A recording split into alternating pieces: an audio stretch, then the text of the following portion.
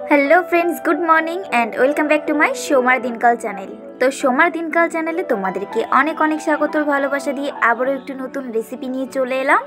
तो I hope रेसिपिटा तुम्हादेर अनेक अनेक अनेक भालो लागबे। सो स्किप ना करे रेसिपिटी एकदम लास्ट पर्यन्त देखते थाको। तो बंधुरा आजके किन्तु आमी खूबई सहज और खूबई सिम्पल एक रेसिपि निये चले एसेछि।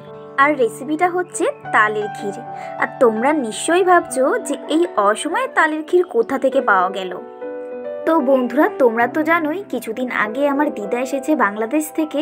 আর এই তালের ক্ষীর কিন্তু দিদাই করে নিয়ে এসেছে বাংলাদেশ থেকে। সরি, তালের ক্ষীর নয়, তালের মজাটা বার করে কিন্তু দিদা বাংলাদেশ থেকে নিয়ে এসেছে। তবে বাংলাদেশ বলেই যে এই সময়ে তাল পাওয়া যায় তা কিন্তু নয়। আমার মামার বাড়ি একটা তাল গাছ আছে, সেটাতে কিন্তু 12 মাসই তাল হয়। সেই জন্যই কিন্তু এই অসময়ে আমরা তাল ক্ষীর বা তালের বড়া খেতে পারছি। তো চলো বন্ধুরা, গল্প তো অনেক করে নিলাম, এবার সোজা রেসিপিটাই চলে আসি। তো রেসিপিটা তো তোমাদেরকে বললামই, রেসিপিটা হচ্ছে তালের ক্ষীর বানাবো আজকে। তো তালের ক্ষীর বানানোর জন্য এখানে দেখো অনেকটা তালের মজা কিন্তু বার করে নেওয়া হয়েছে, মানে হাঁড়িতে নিয়ে নেওয়া হয়েছে।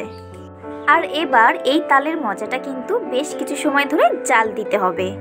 আর এই তালের মজাটা একটু সময় ধরে জাল দেওয়ার পরে, মানে এই তালের মজাটা একটু ফুটে গেলেই কিন্তু এর মধ্যে পরিমাণ মতো লবণ আর পরিমাণ মতো চিনি কিন্তু দিয়ে দিতে হবে।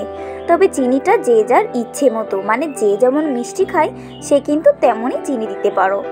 তো যেহেতু তাল ক্ষীর বলে কথা, আর তাল ক্ষীর কিন্তু একটু মিষ্টি না হলে খেতে একদমই ভালো লাগে না, এজন্য পরিমাণটা একটু দেখেই দিতে হবে। তো যাই হোক, লবণ আর চিনি তো দিয়েই দিলাম। আর এই অবস্থায় কিন্তু একটু সময় ধরে তালের মজাটা ফোটাতে হবে।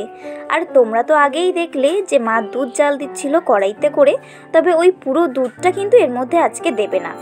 আজ কিন্তু এই তাল ক্ষীরের মধ্যে 2 থেকে 3 চামচই দুধ দেবে, এর বেশি কিন্তু দেবে না। তবে আজকেই যে শুধুমাত্র দেবে তা কিন্তু নয়, প্রতিদিন একটু করে জাল দিয়ে এই তাল ক্ষীরটা গরম করবে, আর তখনই কিন্তু এরকম 2 থেকে 3 চামচ করে তালের মধ্যে দুধ দেবে। আর এই তাল ক্ষীরের যে কালারটা দেখছো ইয়েলো কালার, এই কালারটা কিন্তু একদমই পুরো সাদা হয়ে যাবে জাল দিতে দিতে। তো যাই হোক, তাল ক্ষীরটা কিন্তু এই দুধ দিয়ে আরেকটু সময় দিয়ে জাল দিলেই কিন্তু তাল ক্ষীর পুরো রেডি হয়ে যাবে। আমি তোমাদেরকে প্রথমেই বলেছিলাম যে একদমই সহজ আর একদমই সিম্পল একটা রেসিপি নিয়ে আজকে চলে এলাম। তো যাই হোক, তাল ক্ষীরের মধ্যে কিন্তু তেমন কিছুই লাগে না, শুধু একটু লবণ, চিনি আর দুধ, এর বেশি কিন্তু আর কিছুই লাগে না। এই 3টে জিনিস দিয়ে একটু জাল দিলেই কিন্তু গরম গরম তাল ক্ষীর রেডি।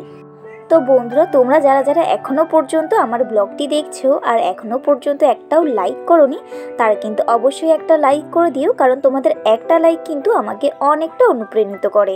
আর তাল ক্ষীর খেতে তোমরা কারা কারা ভালোবাসো অবশ্যই কিন্তু কমেন্ট করে জানাতে ভুলো না। তো চলো বন্ধুরা, আজকে আমি রেসিপিটা এখানেই এন্ড করছি। দেখা হচ্ছে তোমাদের সাথে আবার নেক্সট কোনো রেসিপিতে বা নেক্সট কোনো ব্লগে। তো চলো, আজকের মতো এখানেই আমি এন্ড করছি। আর এই রেসিপিটা যদি তোমাদের ভালো লেগে থাকে তাহলে কিন্তু অবশ্যই একটা লাইক করো, কমেন্ট করো, শেয়ার করো অ্যান্ড সাবস্ক্রাইব করো।